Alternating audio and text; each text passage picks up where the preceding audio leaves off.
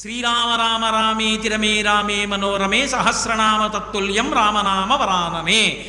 రామ రామ రామ అని 3 మాటలంటే చాలు పార్వతి విష్ణువు యొక్క సహస్రనామములు చెప్పేసినట్టే.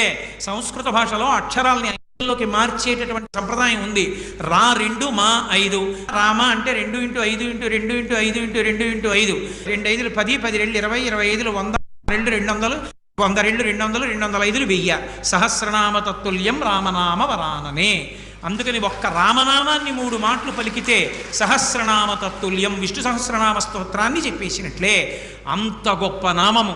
ఆ నామాన్ని ఎలా పలకచ్చు అని అడిగారు. బిడ్డ పేరు పెట్టి పిలిచిననైనా, ఏదో ఎకసక్కంబనకైన పద్య గద్య గీత భావార్థములనైనా కమలనయను పిలువ కలుష హరము. రామనామాన్ని మీరు ఏదో పిల్లాడికి పేరుగా పెట్టుకుని ఒరే రామ ఇలారా రామ ఇలారా అని పిలిచి